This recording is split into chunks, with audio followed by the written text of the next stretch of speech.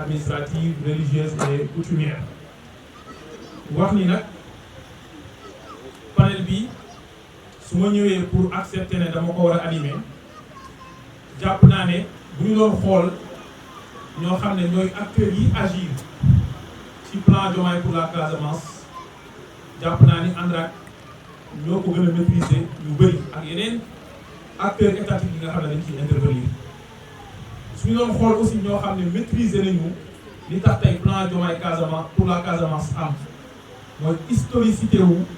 li xewoon Casamance ba léegi jàpp naa ne du mën nañu jël compagnie waaye nag en tant que coordinateur national de la JPS dinaa intervenir ci ñaari pàcc bi jiitu mooy dinaa ñëw ci ay considération yoo xamante ne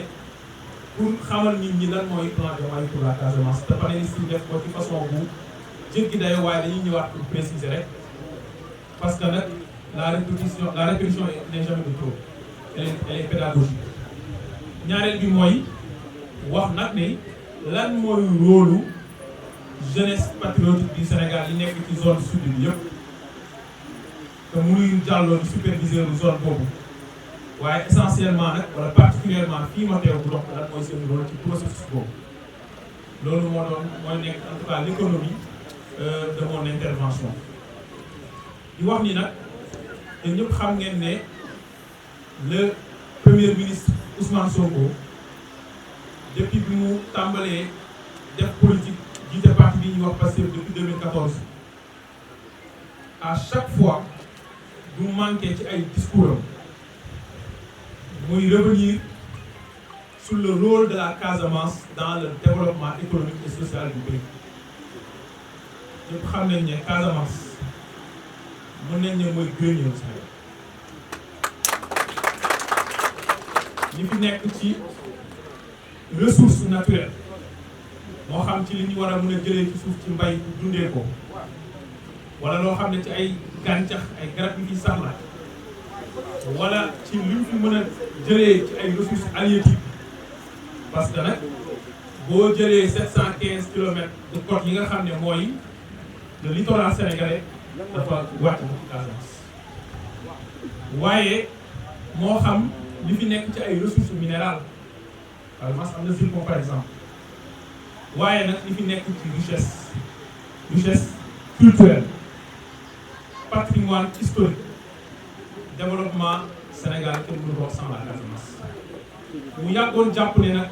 moom dafa am responsabilité historique en tant que doomu Casamance ci jàmm dellu si définitivement en Casamance waaye jàmm boobu nag mënut a am lu dul rôle bi Casamance war a jouer ak li mu war a xaar ci état ci ñoŋal dundinam ci askanu Sénégal ci dundinu Sénégal loolu mën a ànd kon ñu jàpp ne d'abord il y a une responsabilité politique directe du premier ministre et du chef du gouvernement waaye loolu du responsabilité personnelle dafa nekk responsabilité boo xam ne daf ci engagé son parti politique qui est le PASTEF et parti boobu nag son secrétaire général devenu président de la République et qui porte le projet et qui s'inscrit dans la même logique en initiant un plan ambitieux appelé le plan Diomaye pour la Casamance loolu nag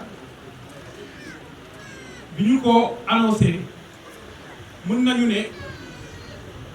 date bi ëpp solo ci jëmmal ko moo doonoon le 8 octobre 2024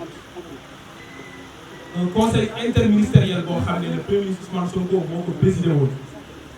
comme ni ko docteur annoncé bi léegi ñu jël fa 22 mesures 22 mesures yooyu noonu nag li ci concerné le plan spécial 2024 ak 2025 bi ñu nekk enveloppe bi ñu ko alloué mooy toll ci 53 milliards dinañ ñëw kon ci plan boobu lan moo ko tax a jóg dañu jàpp ne le plan Diomaye pour la Casamance ñaari axe rek la te suñu frère Yaya Sadio wax na ko sànq mooy les deux P jàpp leen ko les deux P paix prospérité mooy jàmm ak naataange parce que naataange su amul jàmm mënut a sax mun na am de mais du durable loolu nag bi ñu ñëwee le gouvernement du premier Ousmane Sonko sous la houlette en tout cas sous instruction du président de la République Bassirou Diomaye Diakhar Faye dañu def l'état des lieux par rapport au retour des déplacés parce que booy def l'état des lieux des déplacés ñi nga xam ne conflit boo taxoon ñuy quitter seeni village ñaari composante nga koy defee wala ci ñaari axe da nga koy def ci nombre de ménages yi nga xam ne dañoo déplacé wu ak ci nombre de villages yi nga xam ne dañoo déplacé wu le taux actuel de retour des déplacés mu ngi toll ci 85%. ñu jàpp ne am na ay efforts yoo xam ne am na ci lu jiitu ñaareel bi mooy kon ñaata moo des li des mooy 992 ménages yu war a delluwaat fi mu en tout cas am fu ñu nekk waaye lu toll ci 37 villages yu war a delluwaat waaye bu ñu delloo fu ñuy nekk il faut que espace boobu ñu viabiliser ko mu nekk foo xam ne dafa habitable waaye lépp loo xamante ne dafay tax insécurité di mën a régner dañu koy dindi loolu nag su waree am dafa war a ànd ak intervention wu ñaari forme d'acteurs les acteurs étatiques et les acteurs non étatiques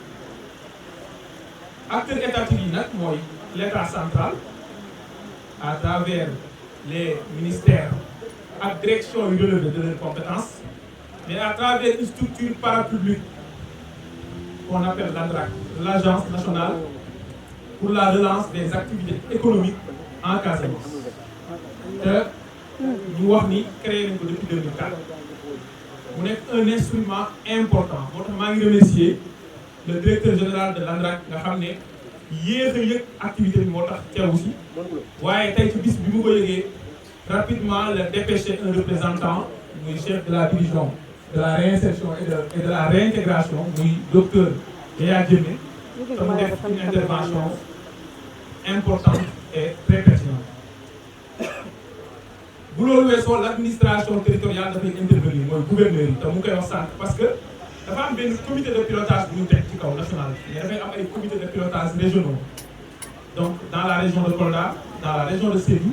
et dans la région de Ziguinchor l'administration territoriale donc a un rôle à jouer waaye les collectivités territoriales les communes toutes les communes situées dans la région naturelle de la Casamance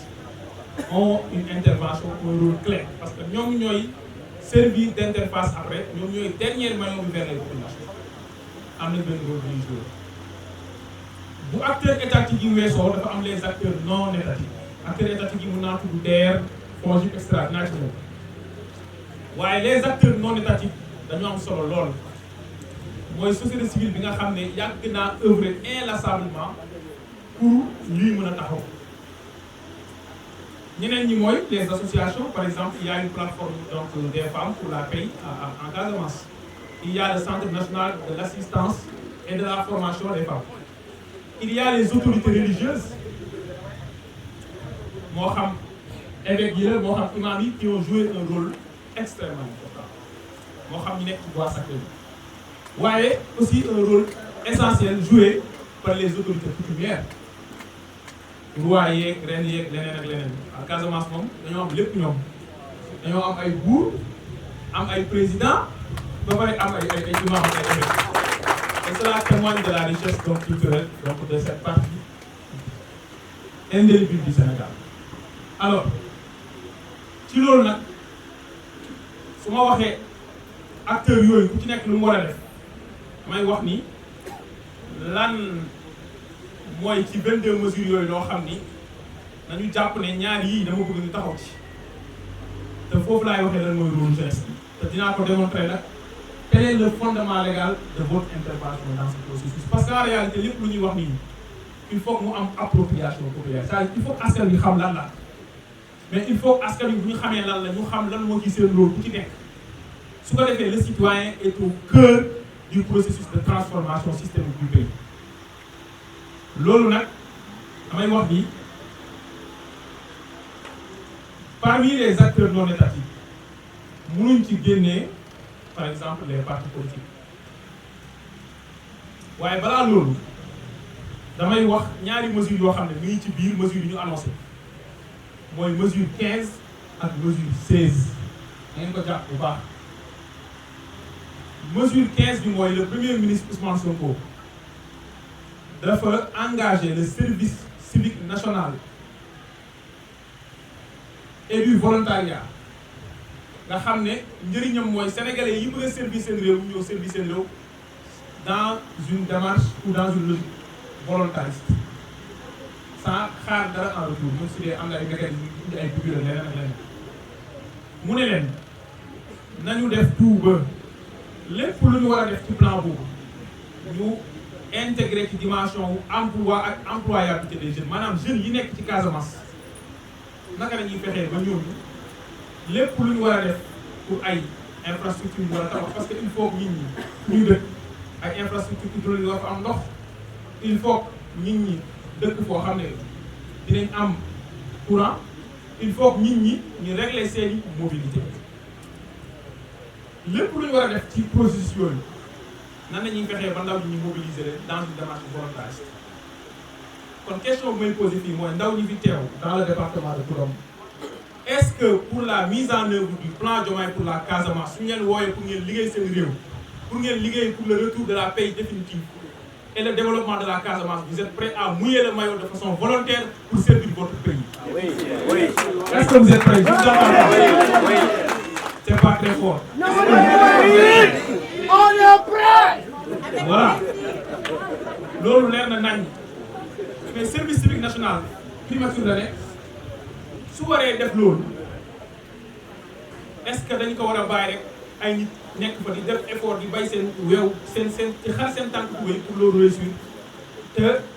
composantes yi nekk ci gox yi ci ay jeunes du ñu mobiliser jeunes yi pour wax leen informer na leen dugg leen ci lii pour liggéey seen réew donc vous êtes attendu sur ce point. C'est pourquoi je renvoie encore une fois à la mesure numéro 15. La deuxième mesure, c'est la mesure numéro 16. boo xamante ne dama ci mettre l'accent mooy nit ñi bu ñu ñëwee il faut que ñu liggéey te li ëpp ci ñoom ci secteur primaire lañu nekk waaye war nañu mën a tendre vers le secteur secondaire maanaam ci mbay càmm ak napp la ñuy dund waaye war nañu fexe ba ñu développer ay outils yi tax ñu commencé nag li ñuy bay ñu koy transformer loolu moo tax ñu engagé woon ci mesure boobu le ministre de la microfinance et de l'économie sociale et solidaire en relation avec le ministre de l'artisanat, le ministre de l'industrie et du commerce et le ministre de l'agriculture, de la souveraineté alimentaire et de l'élevage ñu fexe ba PME yi ak PMI yi maanaam entreprise yu ndaw yi fi nekk di judd ñu defar leen soutien yi à travers les instruments yi état bi teg pour encadrer PME yi pour formaliser leen pour financer leen pour accompagner leen instruments yooyu nag ADPME ci la bokk instruments yooyu DER bi financé ci la bokk instruments yooyu un fonds de garantie comme le FONGIP ci la bokk waaye instruments yooyu noonu lépp lu état bi teg pour développement wu PME yi ak PMI yi jàppale na ci la bokk lu mel ni bureau de mise à niveau des entreprises loolu nag su waree am ñooñu am nañ ay antenne ci gox waaye pour mu dugg ci biir population yëpp il faudra mouiller le maillot. Il faudra mouiller le maillot. Et c'est là où je vais un peu trahir la JPS pour dire que loolu man xam naa ne JPS mën na ko waaye am na ñu ko ko dàq c'est le motif. Donc on compte sur le concours des femmes. lu tax nag may wax ne da ngeen ci war a def dara mooy Sénégal depuis 2001 dafa amoon constitution bu bees tàq waaye 2016 dafa am révision constitutionnelle bu ngeen demee ci article 4 bu constitution bu Sénégal dañu fay wax lan mooy rôle parti politique yi avant la révision constitutionnelle de 2016 qui est une révision que nous avons décriée et nous avions voté non ci lu bëri parce que waxoon nañ ne dina indi ambiguïté ci mbirum troisième mandat te lu feeñ na après ba Sénégalais di mobiliser ak yeneen ak yeneen waaye am na lu ci amoon solo ci loolu parti politique avant constitution bu révision constitutionnelle bu 2016 parce que c'est pas une nouvelle constitution li ñu doon wax mooy article 4 def ne les partis politiques et les coalitions de partis politiques concourent à l'expression du suffrage après mu ñëw ci seen obligation nañu respecter souveraineté nationale nañu respecter laïcité et cetera waruñ identifié wu ci benn ethnie benn race benn région benn religion tout waaye fi mu cantonné woon rôle parti politique yi mooy dañu war a concourir à l'expression des suffrages mooy une vocation électorale accordée aux partis politiques mooy parti politique yi de dañu war a concourir pour élection waaye bi ñu defee révision constitutionnelle bu 2016 dañu ne léegi je cite littéralement l'article 4 ñu ko bindee après la révision constitutionnelle de 2016